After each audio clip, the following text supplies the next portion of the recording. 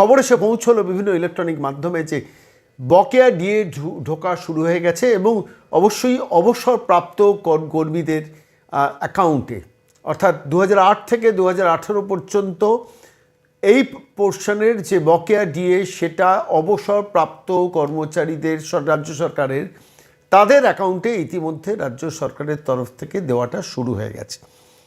খবরটা শুভ ইঙ্গিত যদি খবরটা ঠিক হয়, কারণ অফিসিয়ালি কোনো প্রেস নোট সেভাবে আমরা পাইনি, কিন্তু ইলেকট্রনিক মাধ্যমে এই সংবাদটি প্রচারিত হওয়ার পর আমি সরাসরি ভাস্করবাবুর সঙ্গে যোগাযোগ করেছিলাম, সংগ্রামী যৌথ মঞ্চের আহ্বায়ক। তিনিও বললেন আমি খবরটা পেয়েছি এবং খবরটা ঠিক যে বিভিন্ন অ্যাকাউন্টে বকেয়া ডিএটা ঢোকা শুরু হয়ে গেছে। হ্যাঁ, অবশ্যই অবসরপ্রাপ্ত সরকারি কর্মচারীদের।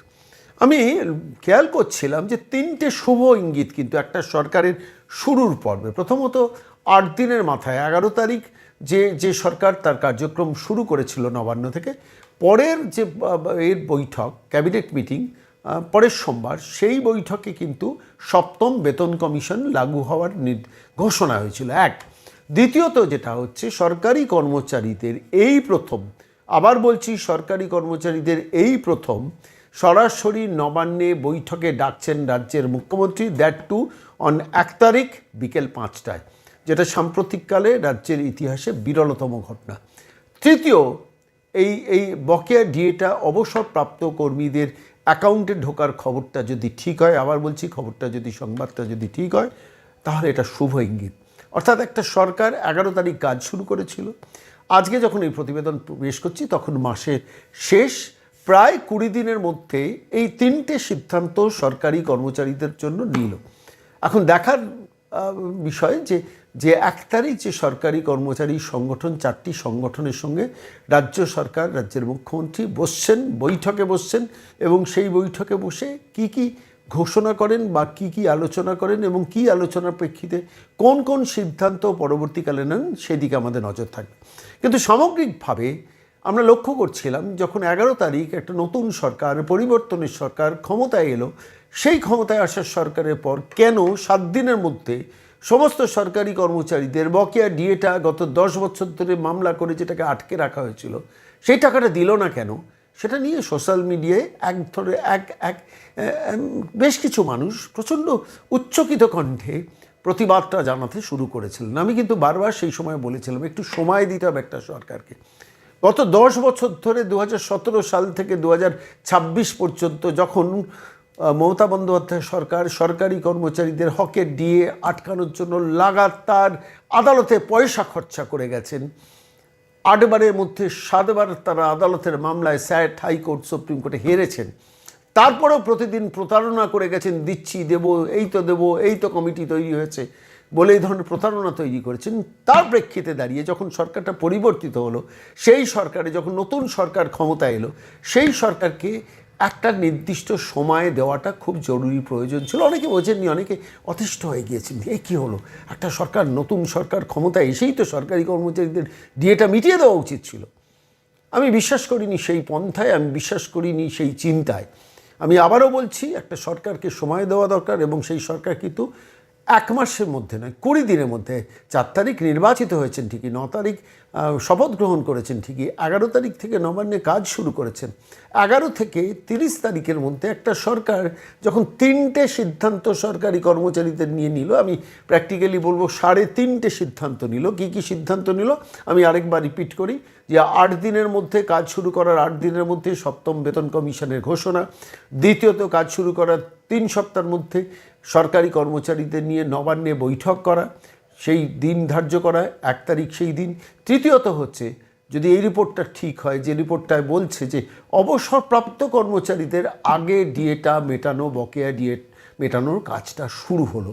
এটা 3টে সিদ্ধান্ত। চতুর্থ যেটা আমি বলছি যে সেই সিদ্ধান্তটাও আংশিক হিসেবে আমি ধরছি যে রাজ্যের মুখ্যমন্ত্রী, মাননীয় মুখ্যমন্ত্রী, তিনি বলছেন যে এবার আমাদের রিক্রুটমেন্টের একটা পলিসি ডিক্লেয়ার্ড হবে, কিভাবে রিক্রুটমেন্ট হবে, কবে পরীক্ষা হবে, কতদিন অন্তর পরীক্ষা হবে, কোন ক্ষেত্রে পরীক্ষা হবে। এটাও একটা এই মুহূর্তে মনে হয়েছে যে এই সরকারের অত্যন্ত গুরুত্বপূর্ণ সিদ্ধান্ত। আর পঞ্চমত আরও একটা সিদ্ধান্ত যেটাও আমার কাছে মনে হচ্ছে খুব ইম্পর্টেন্ট, সেটা হচ্ছে একটা সরকার সমস্ত ডিপার্টমেন্টগুলোতে ইন্টারনাল অডিট করাচ্ছেন এবং সেই অডিটের ভিত্তিতে কতজন রিক্রুটমেন্ট তার তালিকা 3 তারিখের মধ্যে রাজ্যের অফিসে রাজ্য সরকারের অর্থ দপ্তরে লিখিতভাবে জমা দিতে বলা হয়েছে সমস্ত বিভাগীয় প্রধানদের, অর্থাৎ কোন ডিপার্টমেন্টে কোন সেগমেন্টে কতজন ভ্যাকেন্সি আছে, কতজন কন্ট্রাকচুয়াল কাজ করছেন, কতদিন ধরে ভ্যাকেন্সিটা পড়েছে, তার ডিটেল রিপোর্ট চার্ট 3 তারিখ অর্থাৎ আজ থেকে 3 দিনের মধ্যে বুধবারের মধ্যে সেই রিপোর্টটা জমা দিতে হবে নবান্নে। ফলত একটা সরকারের 20 দিনের মধ্যে যদি এই 5টা সিদ্ধান্তকে অ্যাসেম্বল করা যায় তাহলে সরকারের দৃষ্টিভঙ্গিটা বোঝা যায়। আমি আজকের এই প্রতিবেদনের এই পর্বে সরাসরি আপনাদের সঙ্গে কথা বলাবো ভাস্করবাবুর সঙ্গে, আপনাদের হয়ে ভাস্কর ঘোষের সঙ্গে কথা বলেছি এবং আমার কাছে বারবারই মনে হয়েছে যে একটা সরকার একসঙ্গে সব টাকা দিতে পারবে না, এটা যেমন ঘটনা, তেমনি তার প্রায়োরিটি তালিকায় অবসরপ্রাপ্ত কর্মচারীদের প্রায়োরিটি পাওয়া উচিত। যে অবসরপ্রাপ্ত কর্মচারীদের নিয়ে আমি দীর্ঘদিন ধরে নতুন বাংলার এই এপিসোডে আপনারা তার সাক্ষী আছেন, কথা বলেছি যে যদি সবাইকে একসঙ্গে না দেওয়া যায়, মমতা সরকার কেন অবসরপ্রাপ্ত কর্মচারীদের ডিএটা আদালতে আইনজীবীদের পেছনে কোটি কোটি টাকা খরচা না করে দিলেন না? প্রশ্ন বহুবার করেছি আজ থেকে 2 মাস আগে 3 মাস আগে।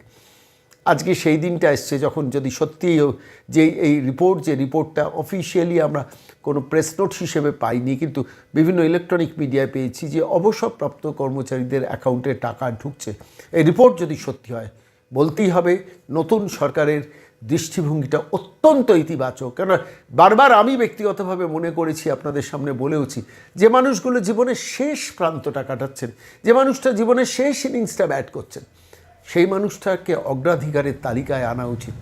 যদি সরকার সত্যি অবসরপ্রাপ্ত কর্মচারীদের 2008 থেকে 2018 ডিএর টাকা ঢোকানো শুরু করে থাকেন, আমি বলবো কর্নিশ সরকার। আজকে এই মুহূর্তে দাঁড়িয়ে সরাসরি নিয়ে চলে যাব ভাস্করবাবুর সঙ্গে আমার গতকাল অনেক রাতে এই বিষয় নিয়ে যা কথা হয়েছে শোনাবো। নমস্কার ভাস্করদা, সন্ময় বলছি। হ্যাঁ দাদা, নমস্কার। হ্যাঁ, মানে আর 48 ঘন্টা বাদেই 1 তারিখ বিকেল 5টায় নবান্নের সভাঘরে, সেখানে সরাসরি আপনারা বসছেন এ রাজ্যের মুখ্যমন্ত্রীর আহ্বানে সরকারি কর্মচারীদের বিষয়গুলো নিয়ে, এবং অবশ্যই আলোচনায় থাকবে ডিএ। তার আগেই আজকে খবর যে শেষ পর্যন্ত ডিএ ঢোকা শুরু হয়েছে, বিশেষ করে অবসরপ্রাপ্ত কর্মচারীদের, এবং 2008 থেকে 18টাকে বেসিক জায়গা তৈরি করা হয়েছে বলে অন্তত ইলেকট্রনিক মাধ্যমে খবরটা কি ঠিক? হ্যাঁ, টাকা ঢুকতে শুরু করেছে, কিন্তু সেটা কোন পিরিয়ডের টাকা সেটা কিন্তু এখনো পর্যন্ত আমরা নিশ্চিত নই। তবে আমার যেটুকু ধারণা হচ্ছে যে 1/4/2008 থেকে 31/12/2015 পর্যন্ত সময়কালের যে হিসেব নিকেশ, বিশেষ করে অবসরপ্রাপ্ত কর্মচারী যারা তার আগে অবসর নিয়েছেন তাদের যেহেতু ডিজিটালাইজ রেকর্ড কিছু নেই, সেহেতু ওই পিরিয়ডের টাকাটা এত তাড়াতাড়ি মানে দিচ্ছে বলে আমার মনে হচ্ছে না। আমার যেটা মনে হচ্ছে প্রাথমিকভাবে যে হিসেবের যে গোলমাল আগের সরকারের আমলাতন্ত্র করেছিল, মানে সমস্ত ব্যাপারটাকে গুলিয়ে দেওয়ার জন্য, যেটা আমরা বারবার করে অভিযোগ করছিলাম যে 43 টাকা দিয়ে পরে 100 টাকা বলে করে 100% ইউটিলাইজেশনে যে গল্পটা করা হচ্ছিল, সেই হিসেবের গোলমালটাকে ঠিক করার জন্য হয়তো একটা পদক্ষেপ হতে পারে। আমরা এটাকে নিয়ে মানে এপ্রিল মাসেই আমরা চিঠি লিখেছিলাম মাননীয় বিচারপতি ইন্দু মালহোত্রা কমিটিকে, এবং আমরা সেখানে পরিষ্কার বলেছিলাম যে সুপ্রিম কোর্টের রায় অনুযায়ী কার কত টাকা বকেয়া, এর জন্য মোট কত টাকা খরচা হবে, সেই কোয়ান্টিফিকেশনের দায়িত্ব কিন্তু কমিটির ঘাড়ে ন্যস্ত আছে, মানে সুপ্রিম কোর্ট তাই বলেছেন। কিন্তু এখানে কমিটিকে ভুল পথে পরিচালিত করে পশ্চিমবঙ্গ সরকারের আমলাতন্ত্র একটা ভুল হিসেব কিতেব করে কর্মচারীদেরকে নতুন করে বঞ্চনার পথে যাচ্ছে। সুতরাং এক্ষেত্রে ভয়ানকভাবে সুপ্রিম কোর্টের রায়কে অবমাননা করা হচ্ছে। আপনারা এখানে দরকার হলে আমাদের সাথে মিটিং এ বসুন এবং এইটাকে নিয়েই করা হোক। তখন তারা একটা আমাদের কাছে মেল পাঠায় যে কোন সূত্র ধরে এটার হিসেবটা হওয়া উচিত, সেটা আপনারা একটা কোয়ান্টিফিকেশন করে পাঠান এবং সেটাকে এপিটিপিটি আকারে জমা করুন। আমরা তখন সেটাকে রেডি করে, আমাদের আইনজীবী বিক্রম ব্যানার্জি সেটাকে সম্পূর্ণটা রেডি করে এবং সেটাকে ফাইনাল চেক আপ আমাদের মাননীয় গোপাল সুব্রমণিয়ামজিকে দিয়ে পরে করিয়ে আমরা সেটাকে এই মাসের মানে মে মাসের 5 তারিখে সেটাকে এপিটিপিটি আকারে জমা করি। এবং খুব স্বাভাবিকভাবেই যখন এইরকম একটা পরিস্থিতি তৈরি হয়, আমার মনে হয় যে নতুন সরকার যেহেতু এসেছেন এবং তারা যেহেতু এই ধরনের অন্যায় কাজগুলো থেকে হাত গুটিয়ে নিতে চাইছেন, এক এক করে আমরা দেখতে পাচ্ছি। যেমন ধরুন শিক্ষক নিয়োগের যে দুর্নীতি, জিটিএ শিক্ষক নিয়োগের যে দুর্নীতি, আমরা আজকেই দেখেছি মাননীয় মুখ্যমন্ত্রী বলেছেন যে এই দুর্নীতিকে আড়াল করার জন্য সরকার আর কোনো ভূমিকা নেবে না, অর্থাৎ দুর্নীতিগ্রস্ত যারা আছে তাদের চাকরি যাবে। তা এই যে পদক্ষেপটা নিচ্ছেন সেক্ষেত্রে এটা খুব স্বাভাবিক একটা যে বিষয় যে আমলাতন্ত্রের কাছে নিশ্চয়ই এই বার্তা গেছে যে আপনারা হিসেবটাকে ঠিক করুন এবং সেভাবে মানে মিটিয়ে দেন। তা আমার মনে হচ্ছে যে এই হিসেবের যে ঘাটতিটা ছিল সেই ঘাটতি টাকাগুলোই পাচ্ছে এবং যেটুকু পরিমাণ পয়সা কর্মচারীদের অ্যাকাউন্টে ঢুকছে সেটা দেখে আমার সেটা মনেও হচ্ছে তাই আর কি। এটা এটা এটা একটা তো দীর্ঘদিনের লড়াইয়ের ফসল বলা যেতে পারে। আপনারা যেদিনকে মানে 1 তারিখ রাজ্যের মুখ্যমন্ত্রীর সামনাসামনি বসবেন, আপনারা এই বিষয়টা ছাড়াও আর কোনো বিষয় কি ডিএর মানে ওই মিটিং এ তুলতে চলেছেন? হ্যাঁ, আমরা তো মানে চেষ্টা করব, এখন জানি না এখন এজেন্ডা বেশ সেটা হবে নাকি অন্যান্য বিষয়গুলো নিয়েও আলোচনার অবকাশ থাকবে। তবে আমরা কতগুলো বিষয়কে আমরা খুব বারবার ভালো করে লক্ষ্য করছি। যেমন আমাদের ধরুন দাবি ছিল যে 6 লক্ষ শূন্য পদে নিয়োগ। আহ, আমাদের আমরাই প্রথমে এই দাবিটাকে মানে এরকম জোরভাবে তুলেছিলাম। তারপরে মমতা ব্যানার্জি তিনি যখন মুখ্যমন্ত্রী ছিলেন তখন বিধানসভায় স্বীকার করেছিলেন যে হ্যাঁ 5.5 লক্ষ শূন্য পদ আছে। এই সরকার এসে পরে শূন্য পদের অ্যাকচুয়াল সংখ্যা কত সেটাকে জানতে চেয়ে বিভিন্ন ডিপার্টমেন্টের কাছ থেকে তখন সমীক্ষা শুরু করেন এবং আগামী 3 তারিখ হতে সেটা জানা যাবে। তারা নিয়োগের নতুন করে বিধিগুলোকে তৈরি করছেন। আগের জামানাতে যেমন আমরা দেখেছি যে লিখিত পরীক্ষা থেকে ভাইভাতে বেশি নাম্বার দিয়ে রাখা হয়েছিল যাতে করে দুর্নীতিগুলো করতে পারা যায়, সেগুলোকে বদল ঘটাচ্ছেন। অস্থায়ী কর্মচারীদের বিষয়ে তারা বিভিন্ন রকমের সমীক্ষা শুরু করেছেন। আমরা সেগুলোকে নিয়েও কথা বলতে চাই। বিশেষ করে আপনি অবাক হয়ে যাবেন যে বিভিন্ন ধরুন সেন্ট্রাল প্রজেক্ট চলে পশ্চিমবঙ্গে, সেটা সমগ্র শিক্ষা মিশন বলুন, সেটা ন্যাশনাল হেলথ মিশন বলুন, এইসব প্রজেক্টের সাথে যুক্ত যেসব কর্মচারীরা আছেন, যে পদগুলোতে চাকরি করেন সেই পদ কিন্তু একই পদ গোটা দেশ জুড়েই আছে। ওই প্রজেক্টের মধ্যে যারা চাকরি করেন তাদের গোটা দেশ জুড়ে আছেন। পশ্চিমবঙ্গের স্থায়ী কর্মচারীরা যেমন অর্ধেক বেতনে চাকরি করেন, ওই অস্থায়ী মানে কর্মচারীরাও কিন্তু ঠিক অর্ধেক বেতন পান। মানে মজাটা কিরকম দেখুন যে আহ, এই এই এই প্রজেক্টগুলো সবই চলে হচ্ছে 60-40 ভাগে। হুম, তা 60% ভাগের যে টাকাটা যেটা সেন্ট্রাল রাজ্যকে বুঝিয়ে দিচ্ছে ঠিক মতো করে, হুম, সেই 60% টাকাটা পেয়ে পরেও তারা কিন্তু টাকাটা নিজেদের কন্ট্রিবিউশনের যে 40% টাকা সেই টাকাটা কন্ট্রিবিউট করছেই না। উপরন্তু 60% যে টাকা সেই টাকাটাও কিন্তু এই অস্থায়ী কর্মচারীদেরকে দিচ্ছে না। হুম, অনেকের আছে এরকম যে কোনো সেন্ট্রাল প্রজেক্ট এরকম আপনি পাবেন না যেখানে বছরের পর বছর একই বেতন থাকে। পশ্চিমবঙ্গে সেটা আছে হুম। যে তাদের বছর বেতন বাড়ে না, উল্টে কমে যায়। সেই যে ডিসক্রিপেন্সি সেগুলোকে আমরা মেটানোর জন্য সরকারের কাছে আবেদন করব। আশা করি সরকার সেগুলোকে মেটাবেন। কারণ একটা বিষয় আমরা বুঝতে পারছি, মানে মুখ্যমন্ত্রী সেই বিষয়ে খুব সদর্থক ভূমিকাও দেখাচ্ছেন। আমাদের সাথে যে বার্তালাপ হয়েছে আপাতত তাতে তিনি কথা বলেওছেন যে এই ধরনের ইয়েগুলোতে সরকার আর কোনো রকমের ইয়ে করবে না, মানে তাদের ন্যায় বিচারেরই চেষ্টা করবে। আমরা ভরসা রাখছি এবং কর্মচারী সমাজ দেখে বলবো একটা অংশ আছে যারা যেদিন সরকার পরিবর্তন হয়েছে তার পরের দিন থেকেই ন্যারেটিভ নামাতে শুরু করেছেন বিভিন্ন ধরনের।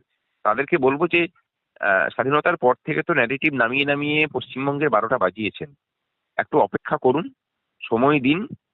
লড়াই করার জন্য তো গোটা ময়দানই পড়ে আছে। ন্যারেটিভ না নামিয়ে বরং আহ, মানে দাবি দাওয়াটাকে কিভাবে আদায় করা যায় সেই জন্য সরকারকে পরামর্শ দিন। সরকারের আমি সাথে থাকতে বলছি না, সরকার যদি মানে অসৎ উদ্দেশ্য দেখায় তখন সাথে থাকবেন কেন, আমরাও থাকবো না, তখন পথে নামবো অবশ্যই। কিন্তু যতদিন পর্যন্ত সরকার এই বিষয়গুলোকে নিয়ে সদর্থক ভাবনার বহিঃপ্রকাশ ঘটাচ্ছে ততদিন পর্যন্ত মিথ্যা ন্যারেটিভ নামিয়ে পড়ে মানে বিপথে পরিচালিত করা আসলে আসলে এটাই ইয়ে করে যে তারা কেউ চান না যে এই সমস্যাগুলোর সমাধান হোক। ঠিক। অনেক ধন্যবাদ এবং অনেক শুভেচ্ছা। যদি যদি সত্যি চারটা মানে অবসরপ্রাপ্তদের ডিএটা ঢুকতে শুরু করেছে, এটা খবরটা এসছে, খবরটা ঠিক হয়। আপনি বলছেন খবরটা ঠিক যে শেষ পর্যন্ত টাকা ঢুকতে শুরু করে দিয়েছে এবং একটা সরকার সরাসরি আপনাদের মুখোমুখি বসছেন 1 তারিখ সোমবার নবান্নে। আমাদের চোখ থাকবে সেদিকে। ভালো থাকবেন। অন্তত বাংলার অসংখ্য সরকারি কর্মচারী, অবসরপ্রাপ্ত কর্মচারী, কন্ট্রাকচুয়াল কর্মী, শিক্ষিত বেকারদের কথা ভাস্করবাবু আপনাদের মুখ দিয়ে পৌঁছে যাক নবান্নের সভাঘরে। নিশ্চিতভাবে তারা অবহিত আছেন, কিন্তু সেটা সোচ্চারে আপনারা নবান্নে গিয়ে বলবেন। আমরা সেদিকেই তাকিয়ে থাকবো। অনেক ধন্যবাদ ভাস্করবাবু। ধন্যবাদ দাদা।